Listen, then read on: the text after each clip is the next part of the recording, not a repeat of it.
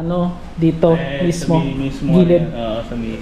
Hating gabi. So, hating gabi. So, Talagang kitang-kita ko siya. Kitang-kita ko talaga. Na-interview natin. Bawat nicho, may taong nakatayo. Parang hindi ko na lang pinansin, dinaanan ko na lang. Ang latest na nabalsamo ko bago ko mapaginipan yun. Eh, nasa dulo ng sementeryo, yung sa pinakahuling nakita ko na sa pinakahuling nicho na nakita ko. Nakaupo sa nicho.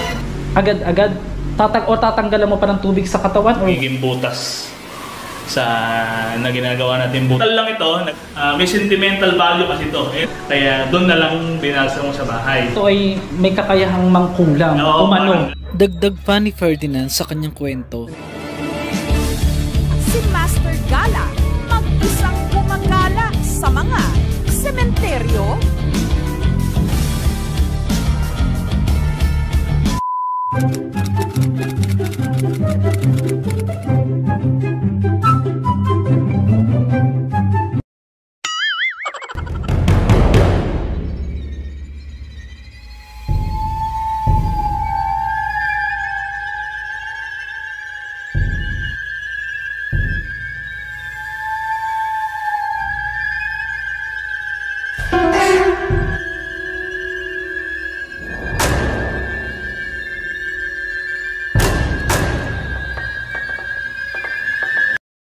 Tapos sir, sabi mo yung formalin, nakakalason talaga siya, di ba? Oh, yes. Poisonous talaga siya. Poison yan talaga. So, yung iba, sinasabi nga nila,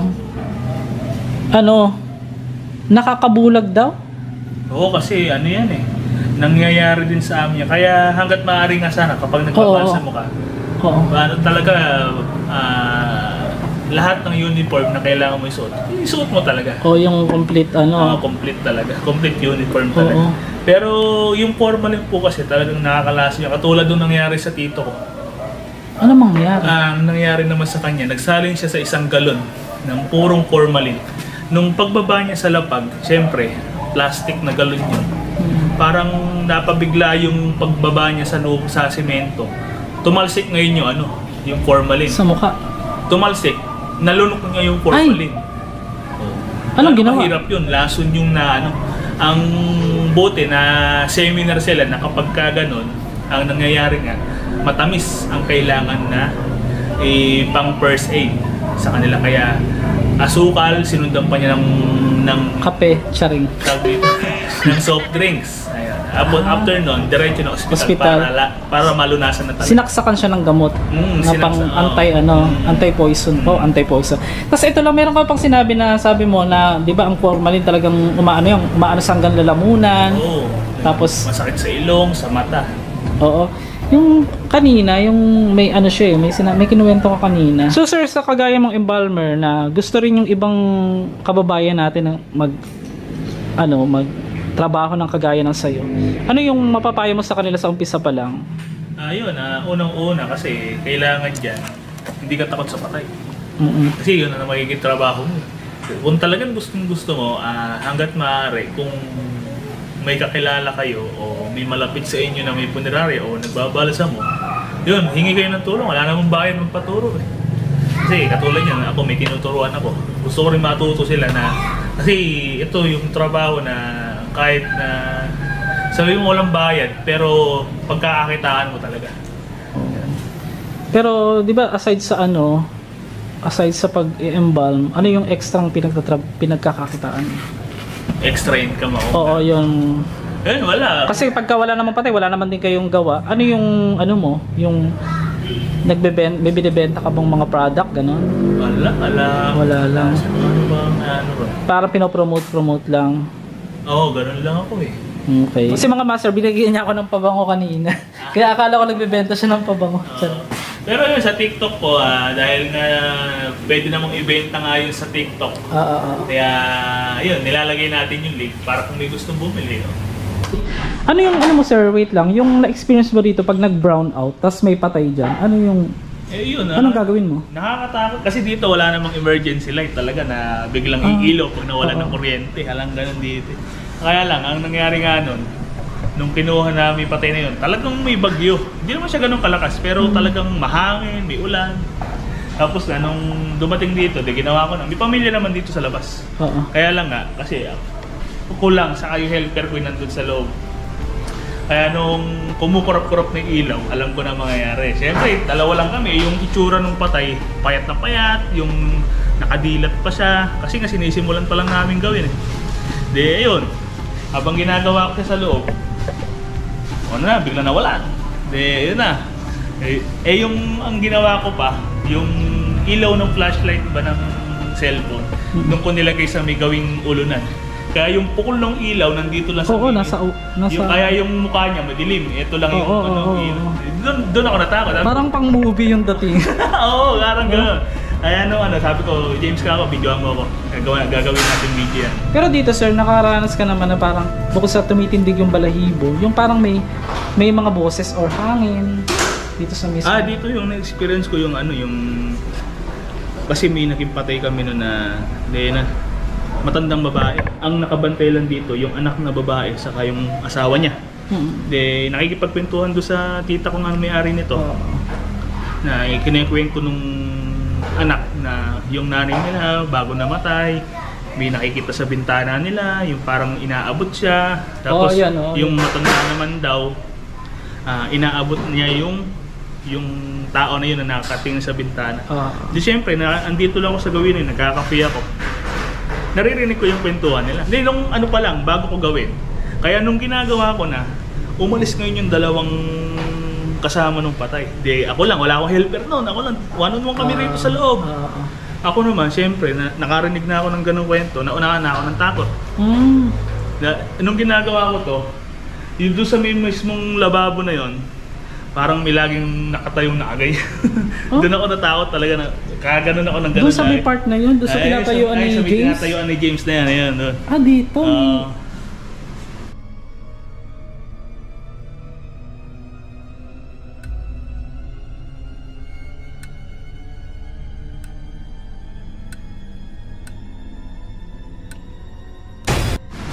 Try mo nga patayin yung ilaw. Patay mo nga sir, saglit. Para makita lang natin yung reenactment natin. Kung may... Baka mamaya sir, sa ano lang ng ilaw sa reflection. Tapos alis ka dyan sir, para makita natin kung... Try natin. Dito muna, dito mismo. Gilid. Sa may gilid ng taul na yan. Anong oras yung nakita? Hating gabi yun. Parang nakatayo. Hating gabi. So... hating gabi. So, maliwanag dito. Madilim dito. Dito may liwanag no. May liwanag, kaya lang, syempre, kami lang nung patay dito. Kaya... Ano kasi nagpatay ng ilaw? Si James pala. Ngayon, so mga master, nung time kasi na yan, 3 lang kaming nandyan. Ang nakakapagtaka lang, hindi ko to naririnig habang ako ay nagbi-video. Dahil kung narinig ko nga ito, syempre tatanungin ko agad kay Kamorgue, kay Ferdinand, kung meron bang sumisipol. Hindi ko po talaga narinig yan. Kayo na po bahala kung maniniwala kayo o hindi. Pero doon sa na-record ko, 100% para sa akin. Totoo po yan na na-record talaga. Diba naalala mo yung umakyat, bago tayo umakyat doon, nagpaalam siya na dyan na muna kayo, diba? Anak ni Ate Josie na tita mo, yung lalaki. So akala ko naman, naisip ko siya yun, pero hindi pala kasi nung nagpaalam siya, saka lang natin na-shoot yun, umakyat na tayo sa taas, diba? Tama ba? Oo, parang gano'n. Kasi wala ka bang narinig ng time na sumisipol na yun o may ibang sumisipol ba? Parang wala kasi. Inaano kita, bago tayo umakyat, yung ini-interview kita sir, may sumisipol na talaga hindi, yung parang alam mo yung, kasi yung camera ko may mic sa harap yun so ang tunog niya, kahit kung mag-headset ka, parang nasa loob ng morgue, hindi nasa likod. Narinig maraming beses. Tapos di ba napansin ko, akala ko may nagpatay ng ilaw na doon sa part na, naalala mo ba yung part na inano ko si James, yung sabi ko, ay kala ko sino nagpatay ng ilaw, hindi ko naman din narinig that time Hindi ko rin napansin siya O sige, isesend ko sa'yo isesend ko sa'yo yung kapraso ng video kasi ini-edit ko siya ngayon para nga sa part 2. Alam ko napansin, pero kung maririnig ko baka sakaling malaman natin kung paano nangyari. Kasi, pero kung sakali naman hindi naman sa syempre, alam natin pagpatay na, di ba? Yung tito mo ba, hindi ba siya mahilig magsipol-sipol? Parang hindi eh. Parang hindi naman sumisipol kasi yan. Parang hindi eh. Kasi parang yung boses niya kasi, sir, parang abala. Yung abala na habang may ginagawa, nagsisipol-sipol, yung parang ganun. Hindi siya, yung hindi nananakot, parang hindi nananakot yung sipol niya eh. At never naman inedit yung video na yan. Ang creepy kasi makikita niyo naman si James na hindi naman siya yung sumisipol kasi ang narinig ko lang talaga, pinatay lang ng ilaw. Ang creepy talaga, pero aakyat pa tayo dun sa pinakataas ng morgue. Ikikwento ni Ferdinand yung mas creepy pa na naranasan niya dyan sa morgue na yan. Patay dito. Kaya patay dito. Kaya ano kasi nagpatay ng ilaw? Si James pala. Ngayon, tapos anong ginawa mo naman nung nakita mo na siya? Ayun nga, habang ginagawa ko, unang malikmata, hindi ko pinapansin kasi nga hindi pwedeng matigil yung paggawa ko. Oo. Nung ano na, ayun, parang naramdaman ko ulit. Huwada ako ng gloves, labas muna ako dito. Nagpahangin ka muna. Nagpahangin muna, nagkape muna ako. Oo. Tapos wala kang kasama, sir? Ako lang mag-isa nang wala. Oo. Kaya ako po mga master, saludo po hindi lang po kay Sir Ferdinand, sa lahat po ng embalmers sa Pilipinas na talagang hindi po biro yung lakas ng loob ninyo na talagang ano kayo kumbaga isa kayo sa masasabi kong hero din. Dahil kung wala po kayo, paano kaming mga buhay, di ba? Sila buhay din sila, kaya lang. Kaya lang, di ba? Iba kasi yung trabaho nila. Bihira po talaga magawa yan ng pangkaraniwang tao lang, ganyang trabaho. Kasi profession na po yan mga master eh. Tsaka hindi yan ginagawa ng basta-basta. So, pwede na yung buhay ng ilaw. Pwede na siguro. A few moments later. So, ito yung pinakaitaas ng morgue mga master. May idadagdag na kwentong kababalagan si Sir Ferdinand. Ano yun, sir? Hindi kasi dati, may bago-bago ko nung wala pa ditong morgue. Alapin morgue na to. Sa baba pa kami nagmamorgue sa may tapat ng CR na yun. Ang nangyari naman nun, nagbalsamo ko ng gabi, tapos dito na ako natulog. Eto kasi sir yung kabilang bahay, yung kabilang lote na yan. May bahay dati yan, lumang bahay talaga. Tapos hindi pa napapadira niyan. Tilang-tilang ako. Ako din eh. Sige, relax lang. Ikakat na lang natin. Wala pang pader yan, may mataas na pader na yan. Itong bahay na yan, wala nakatira. Nung hating gabi nga na katatapos ko lang magbalsamo, hindi na ako umuwi dahil may libing kinabukasan. Sumasama pa ako maglibing nun eh. Itong yung lote na yan, akala ko dati talaga may nakatira. Kasi nga lagi mo nakikitang may tao? Oo, lagi ko may nakikitang may tao. Tapos nung hating gabi, alapay bubong na yan, hindi pa alapa yan. Talagang open na open siya, tapos wala pa yung pader na yan. Kita mo talaga yun nasa kabila.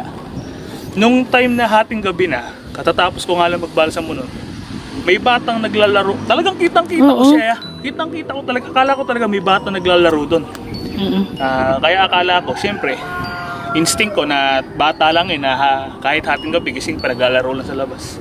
Nung kinabukasan, kinikwento ko sa tito ko, may nakatira ba ako rin sa kabila? Kasi buhay pa na si Tito Nonong eh. Wala ka nakatira dyan. Siyempre sa akin, natakot ako. Sino ka nakita kong bata dito? Pero sa'yo, parang pangkaraniwan lang na nakikita mo lang sila. Kumbaga, bakit ano yung pumasok sa isip mo na itanong mo? Kasi nung time na yon, meron silang parang caretaker lang na labas-pasok dyan, ganun. Tapos nung ako, may nakatira ba ako dyan? Paano sir? Di ayun, sinabi nga niya, wala ka nakatira dyan, may caretaker lang ka naglilinis dyan pagka-araw. Hindi kaya, teka lang hindi kaya merong kasama yun o may anak yun na nakasama dyan, yung caretaker? Kasi nga, kaya naman ako natakot nung sinabi, naglilinis lang yung caretaker dyan tuwing araw. Hindi dyan natutulog yun. Kasi nga gabi mo nakita. Hating gabi ko siya nakita. Gabi. Ilan sila? Isa lang, batang, siguro nasa 4 na bata lang. Lalaki? Lalaki. Teka lang speaking of batang lalaki, meron pong inano sa atin mga master. I-attach ko na lang po dyan sa screen. Yung itinag lang po sa Facebook page natin na naglalakas siya ng kalsada. Ngayon, nakita niya napicture niya yung isang bahay na parang wala nang nakatira pero may mga nakatayong bata. 3 sila. Kono? ओ भाई ये यार ओए कौन हो कौन हो बेटा आप? कौन हो? देखो आप जो भी हो मेरी तरफ मत आओ. दोस्तों इस तरफ ही आ रही है वो. दोस्तों इस तरफ ही आ रही है वो. यार. No. Tapos ang weird, wala silang muka. Ano yung reaction mo nang takot ka na? Nung malaman ko wala nga nakatira pala rito sa bahay na yan. Kasi ngayon binagbag na yung bahay eh. Kasi lumang bahay lang talaga siya. Nung ano na, tuwing magbabalsa mo ko ng ating gabi, iniiwasan kong tumingin. Hindi nandito kasi wala pa yung pader na yan eh. Kasi wala pa nga itong pader na ito. Kitang-kita pa yan. Kitang-kita mo yung nasa kabila talaga. Kitang-kita pa yan. So kasi ito po yung ibabaw nitong morgue na to, dyan sa ilalim yung morgue na ginagawa ni Ferdinand, Sir Ferdinand.